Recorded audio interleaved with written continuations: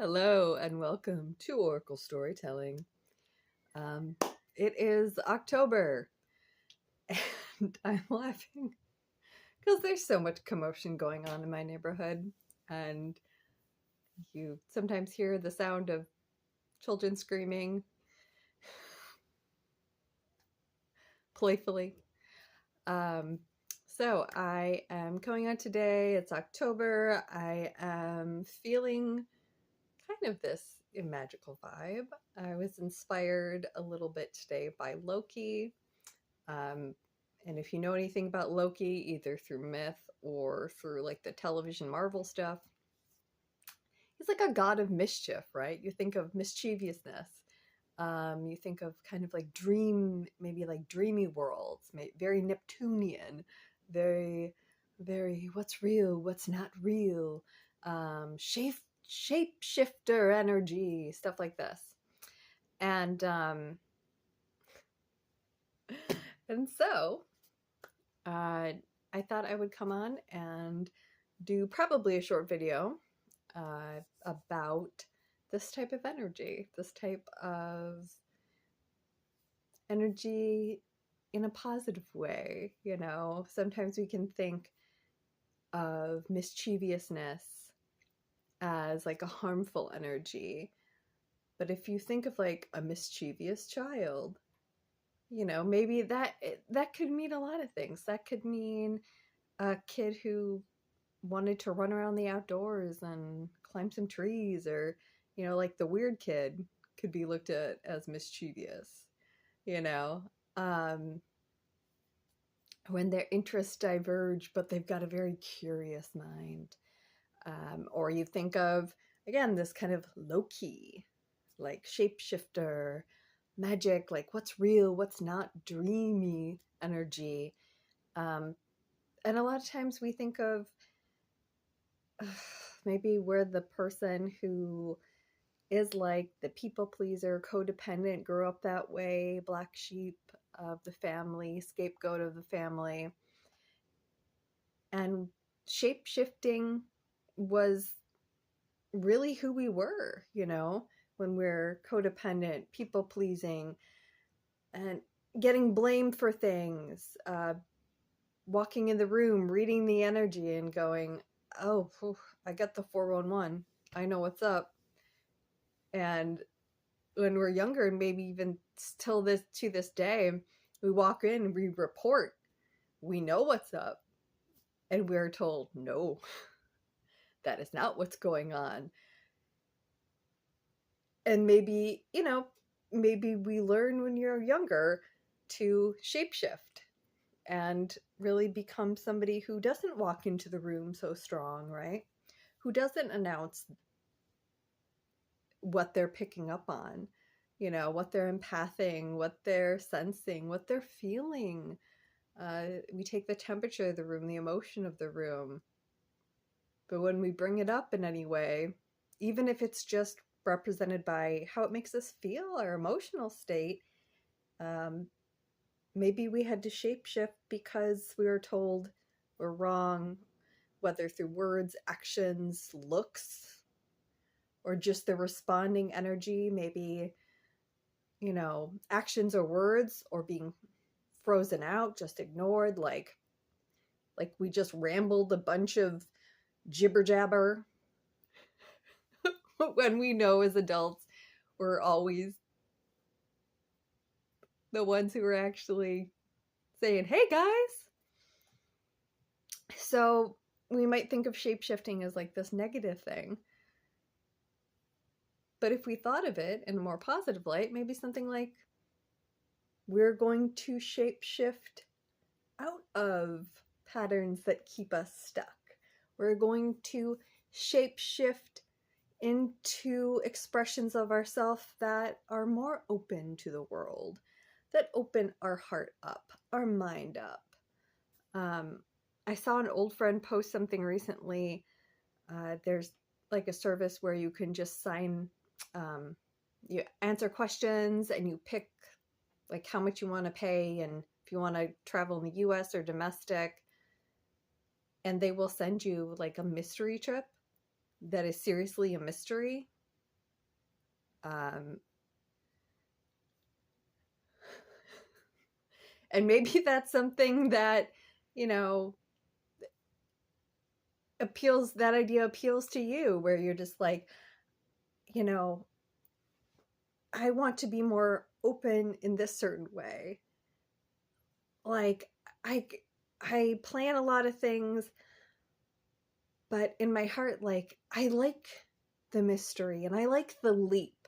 You know, I think we're living in such times where uh, the mystery is very deep and very present around us. And I don't know how many of us have really embraced the mystery, you know, or learned skills, coping skills, or just knowing it's okay to be in the unknown, like how natural that is, you know. So shape shifting in this energy of, yeah, it's good, it's cool, like it's actually, you know, good to kind of, if we're gonna maybe shapeshift into someone who represents having a little more courage, you know. Maybe it's really hard to get out of bed in the morning. It's hard to get into the world. And um, like many years ago, I know Drag Race has been on for many, many seasons, but I remember years and years ago having that feeling. It was so hard to get out of bed. It was so hard to just motivate myself to do anything. And there were like a couple queens on the season where I would just think about them and I would be like, I am like personified this person, like this personality, this ferocious, confident queen personality to get me out of bed, out of the door, in my car, and out into the world. And for a time that, you know, that was what I did to help motivate me, you know, to just get myself in the world and like be like, like I really admire and like this confidence and kind of this queendom and this flair and this fashion, just vulnerability and all these things that I wanted to lean into more. So even shape shifting like that, shape shifting your mind, and not in a, again, not a negative way, but in a playful way, playfulness. So the idea of this like low key, mischievous thing, well, think of it again more of like a childlike energy, like this mischievous child, you know. So yeah, all of this is just kind of percolating in, and it's really crazy because I am making this video during the daytime, and it's very bizarre to make a video when the sun is up. Maybe more so because I like to do a lot of makeup for these videos. But I did grab a couple oracle decks. So I have the Amor and Psyche Oracle and the Shapeshifter Oracle. And I don't know how much storage is left on my phone right now.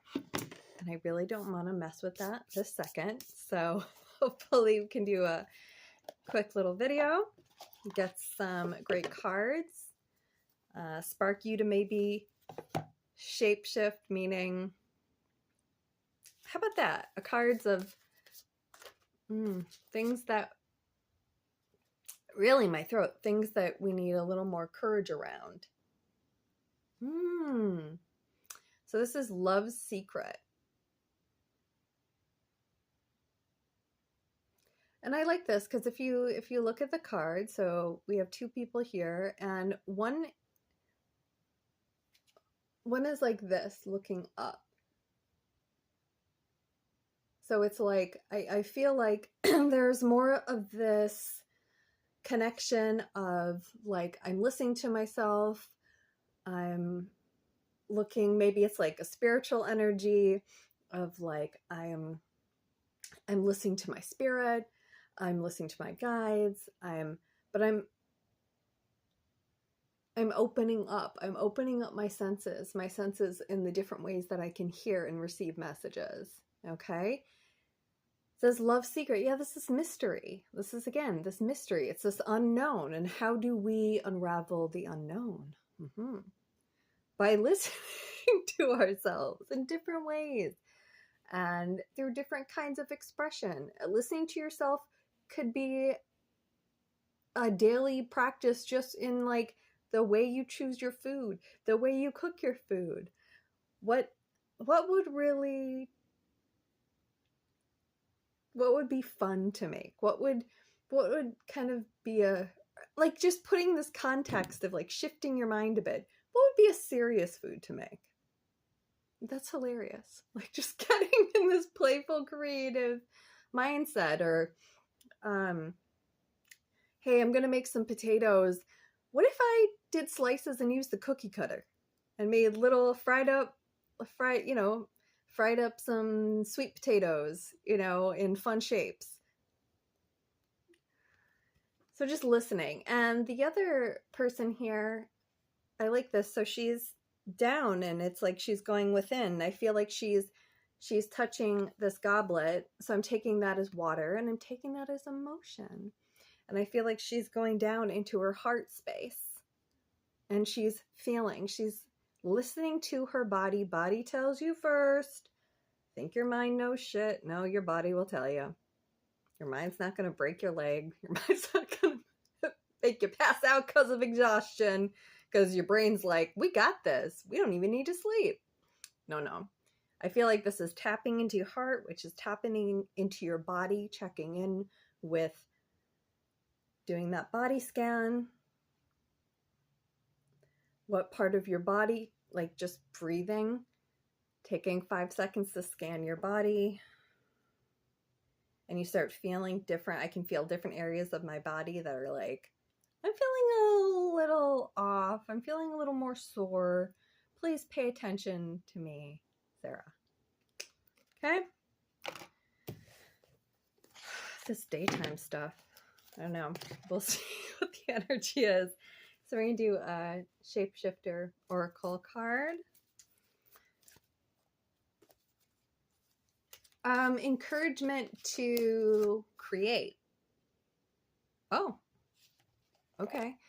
So I was thinking like encouragement to create. And the card we got here, the Mermaid of Immersion.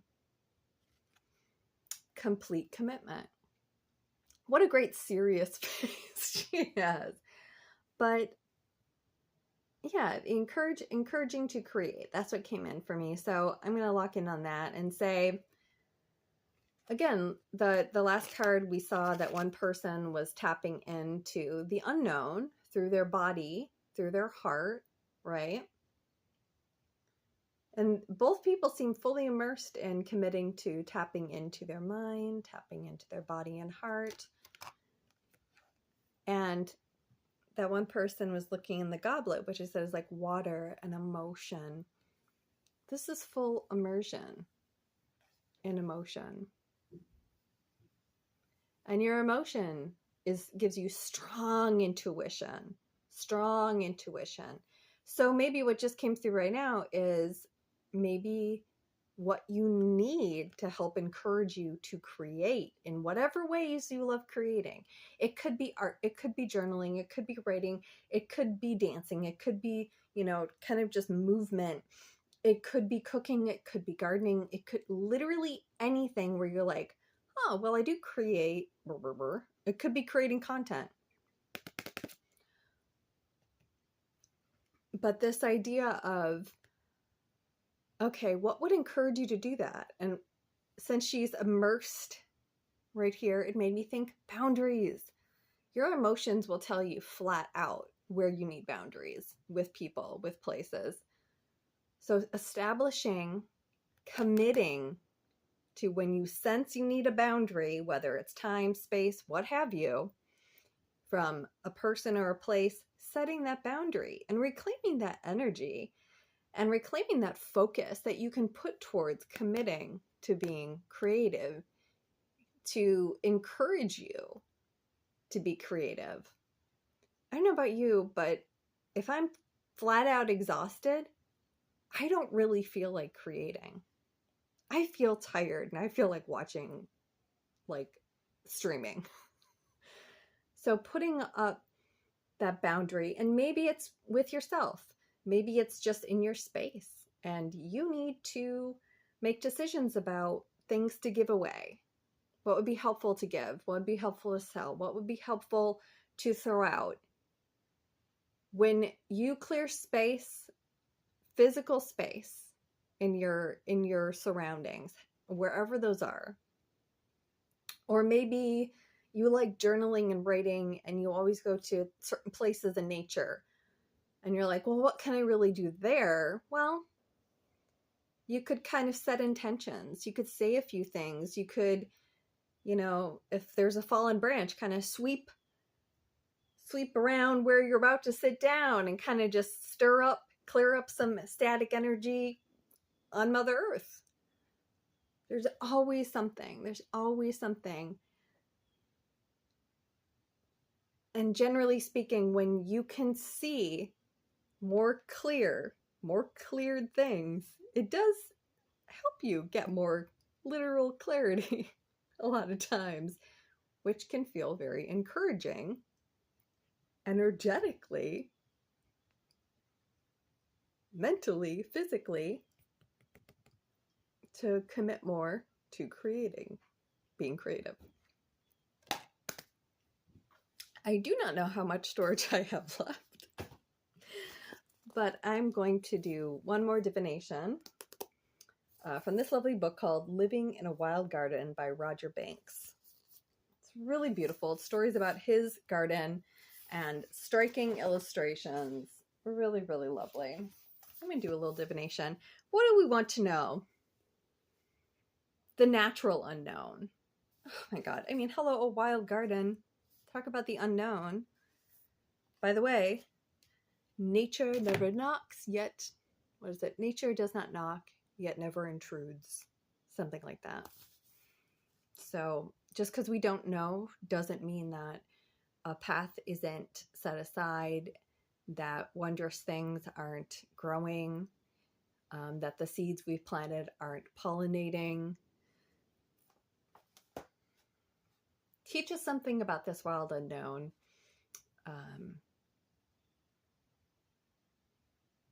I was about to do a really bad rhyme that ended in groan, but we'll see. Ooh. So we got this illustration. We have Queen Anne's lace, or cow paisley. I had no idea that Queen Anne's lace was called cow's. Wow. Oh my God. Hemlock. Wow. Hemlock. Fool's parsley. Oh my gosh. So really interesting. Maybe something will pop out to you just from these illustrations. Isn't this, I mean, really striking illustrations. So detailed. So it's like very accurate, but very whimsical and enchanting. Let's see. This is good. I'm going to read this little excerpt. Many gardeners won't grow trailing marrows nowadays because they get so out of control. And I think a lot of us feel like our surroundings they're so out of control. It's really hard to ignore what you see, right? It's hard. As it is in their nature to ramp, it seemed to me more reasonable to turn this habit to advantage and use them decoratively like vines. Nothing will lend your garden more Rocco air of abandon in the golden warmth of late summer than huge yellowing leaves and ripening fruit of the whole family of vegetables: marrows, pumpkins, melons, squashes, gourds.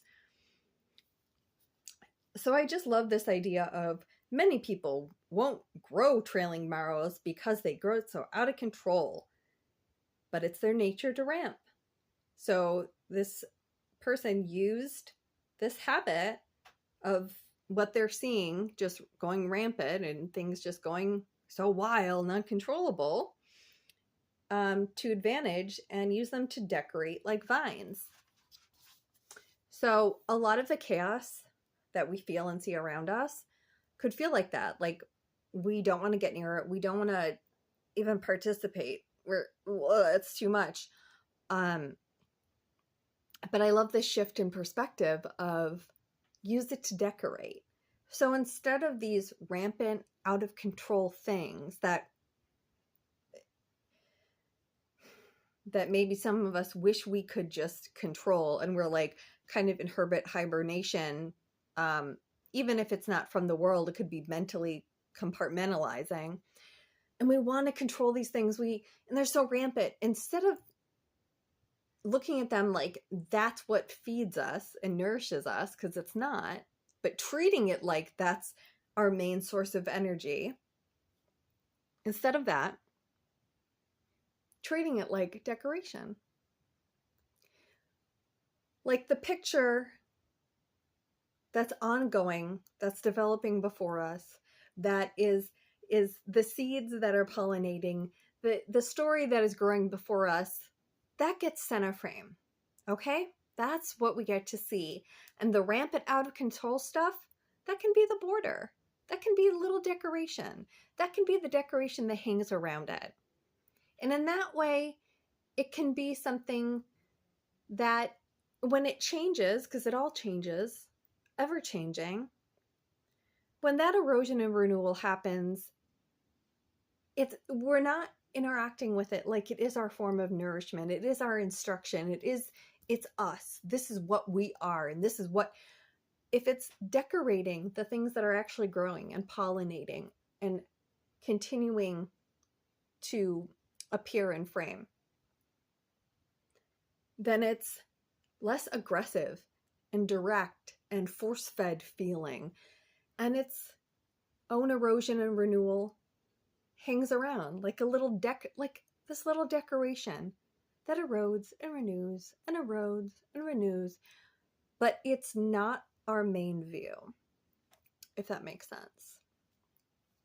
And, the mention of vines, I have a neighbor who for a long time had like English ivy all over their house, and it looks so beautiful. And I read once that, and they removed it, and most people remove from their home. And I'm sure it can be very aggressive and run rampant, right? This type of things. But I'm pretty sure it also it helps purify the air. Like there is something in the, say, the chaos side of mischief. Like,